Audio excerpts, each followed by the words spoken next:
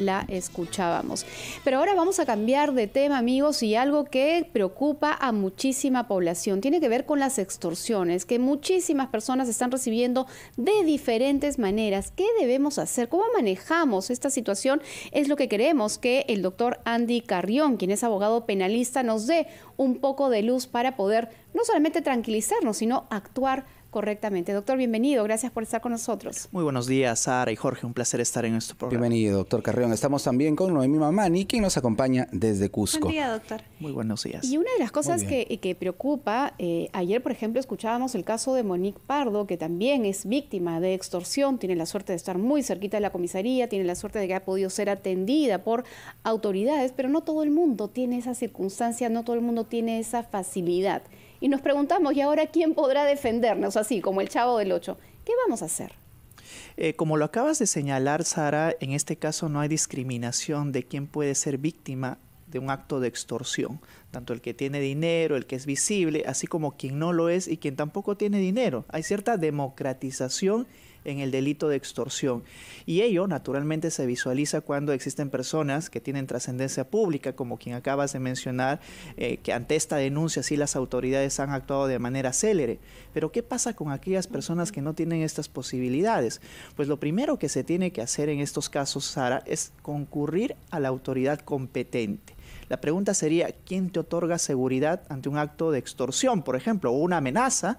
Pues es en primer lugar la subprefectura. Puede ser una distrital, puede ser una regional, dependiendo del lugar donde se cometen los hechos. Pero no solamente para solicitar garantías personales, sino que también la Policía Nacional es la entidad que en rigor debería de actuar no solamente para garantizar que no se cometan este tipo de delitos, sino actuar cuando este ya se está cometiendo, por ejemplo, acercarse al lugar de los hechos, recabar algún tipo de indicio y sobre todo garantizar que estas personas, que pueden ser de diversas actividades económicas, realicen sus actividades con total normalidad. Claro. Algo que en ocasiones no sucede y eso es lo que debemos de advertir hoy en día.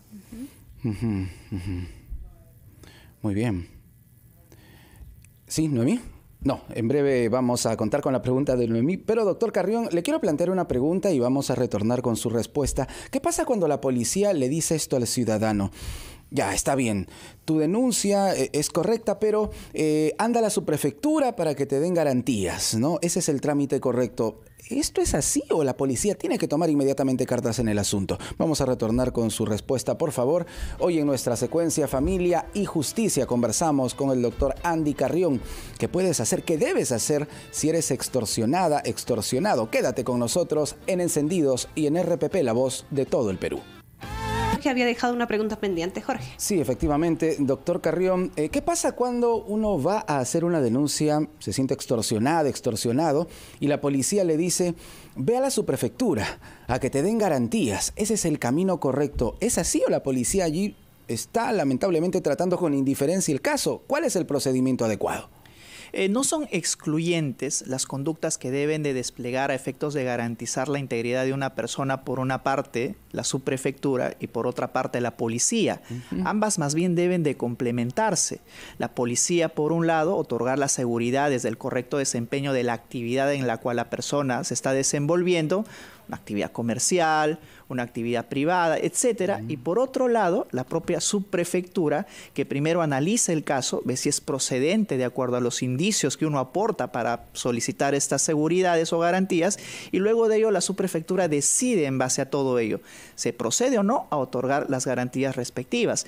Pero también se debe de señalar que la subprefectura no tiene como tal capacidad logística para otorgar seguridades y garantías a las personas que lo solicitan. Ahí tendría que contar con la policía en todo caso. Por supuesto, porque no es una institución que deba de velar directamente por ello, sino más bien evalúa y luego ello tiene que ser abordado directamente por la policía. Es por ello que es importante siempre, y lo digo para los televidentes, de que la función principal de la policía es de garantizar la paz pública. Y ello implica también de que otorgue seguridades para el correcto desenvolvimiento y desempeño de cada una de las actividades que los ciudadanos están realizando.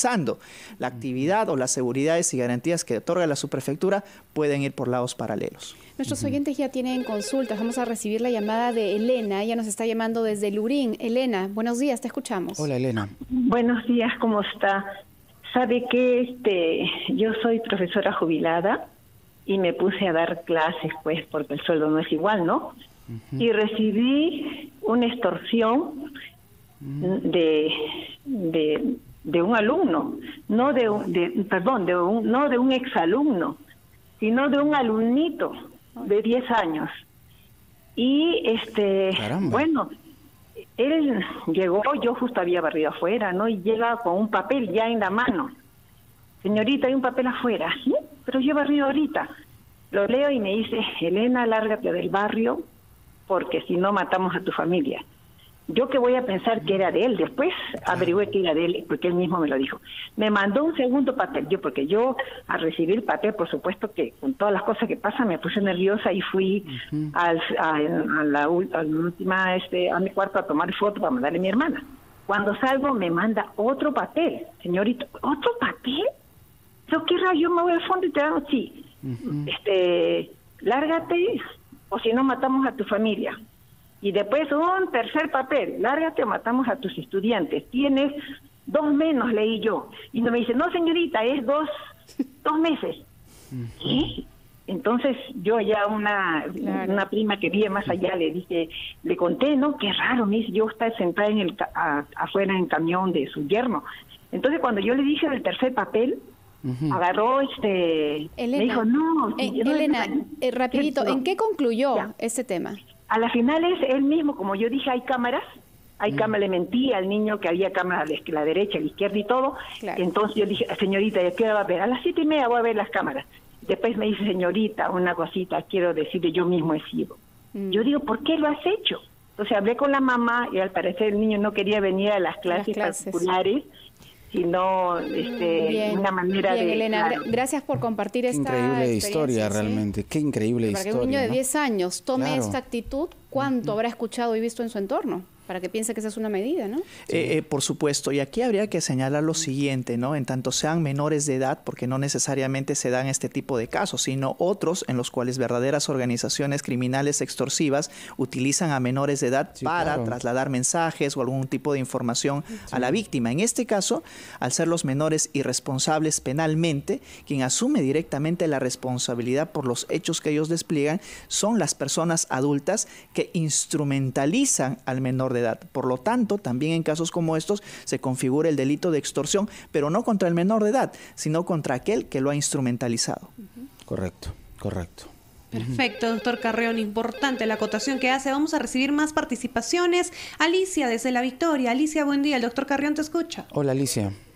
Buenos días, doctor. Mire, un día estaba en el trabajo, recibí una llamada de alguien que exigía la voz y me decía, paga lo que debes. Dijo, ¿qué cosa? Y lo corté. Vuelta llamó, pero la segunda vez puse altavoz y estaba con mi pareja. Entonces, al sentir la voz de él, cortaron. Después, otro día, como yo trabajo en un sitio con máquinas, no, el mismo número. Y, ¿cómo se llama? Yo no contesté. Pero, ¿cómo se llama? Me ha quedado el temor. Claro. Entonces, doctor, ¿cómo se llama? ¿Vuelvo a contestar en ese número? ¿Lo dejo así que pase? No sé. Buena pregunta, Alicia. Nosotros tenemos un pequeño, ¿cómo se dice? Un pequeño emprendimiento. Entonces, ahora con lo que pasa, eso ha sido como 2 semanas atrás. Entonces, no sé qué hacer. Bien, Alicia, el doctor te va a dar un consejo. Sí, Alicia, y aquí debemos de señalar que la mayoría de propuestas extorsivas son más bien emitidas de manera anónima. Cambian la voz, un número inidentificable, etcétera. Es decir, no se puede individualizar o precisar a la persona a quien realiza la extorsión. Es lo usual. Pero ante estos casos, lo que se debe de hacer, yo creo, es proceder como Alicia lo ha hecho. Inmediatamente cortar comunicación, no permitir un intercambio con el extorsionador. Bloquear el número, porque ya está identificado de alguna manera. Por supuesto, bloquear el número si está identificado y si vuelven a llamar de algún otro número, a su vez también proceder a bloquearlo y no permitir un intercambio con el extorsionador, porque de ahí precisamente empiezan a suceder las propuestas extorsivas y ello implicaría dar cierto grado de confianza también para el extorsionador. Y ello también, y quisiera dar un consejo final, implica que mantenga uno los datos a la información en reserva, porque uno publica absolutamente todo en redes sociales, tal es así que el extorsionador únicamente necesita el nombre de la persona, entra a cualquier red social, Facebook, Instagram, a cualquiera, y puede sacar toda la información necesaria para proceder a afianzar los actos extorsivos extorsivos. Así es que un consejo importante sería que más bien uno mantenga en reserva información familiar, información empresarial o cualquier tipo de información laboral. Para que quede claro entonces, doctor Carrión, en la comisaría el policía está obligado a recibir la denuncia de un caso de extorsión. Por supuesto, siempre la policía está obligada a recibir, y si no, uno tiene la posibilidad también de quejarse ante el órgano interno que controla las actividades funcionariales del propio policía.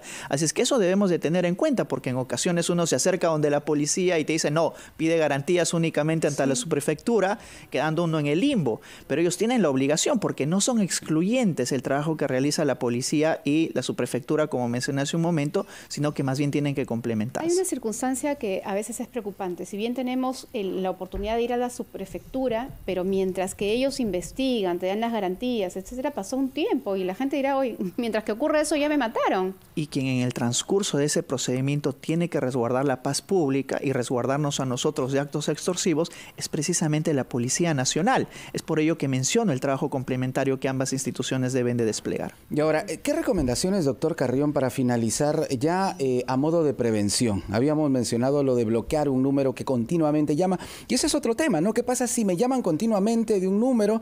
No necesariamente me piden algo a cambio, pero continuamente uno recibe llamadas telefónicas de números desconocidos. ¿Esto puede ser también tipificado como extorsión? Por supuesto, el delito de extorsión sanciona no solamente la amenaza efectiva, sino potencial que pueda haber el transmitir, por ejemplo, amenazas en contra de la integridad personal de algunas víctimas, entre otras. Esto en principio califica como extorsión. Y en segundo lugar, respecto al método preventivo que estás preguntando, Jorge, es eliminar cualquier tipo de comunicación, bloquear los números o incluso redes sociales, porque en ocasiones, por ejemplo, a través del Facebook o de alguna otra red social, mandan mensajes hasta haciéndose pasar por algunas otras personas. Eliminar inmediatamente ello. Pero no significa de que uno no recabe esos indicios. Es importante, si es que uno no ha podido bloquear a tiempo y recibe, por ejemplo, algún mensaje de voz, guardarlo y luego trasladarlo a las autoridades para que si en su oportunidad se llega a identificar a este extorsionador, pueda la policía y también la subprefectura tener algún indicio o evidencia del acto extorsivo. Claro. No eliminar las evidencias, en contraprestación de también mantener bloqueados este tipo de números o de cuentas desde las que se procede a realizar estos actos extorsivos. Muy bien, extraordinario su aporte realmente, doctor Carrión. Muchísimas gracias. Muchas gracias por estar con nosotros y nos queda claro entonces que hay que denunciar, hay que hacer la denuncia, que la policía tiene la obligación de recibir una denuncia cuando se trata de actos de extorsión y finalmente se tiene que realizar un trabajo articulado, ¿no?, que deben hacer del Ministerio del Interior, de la Policía Nacional con otras instituciones para combatir esta lacra de indeseables. Muchísimas gracias. El doctor Andy Carrión buenos días. Estuvo con nosotros en nuestra secuencia Familia y Justicia, 11:30. Actualizamos la información, volvemos con más en Encendidos y en RPP, la voz de todo el Perú.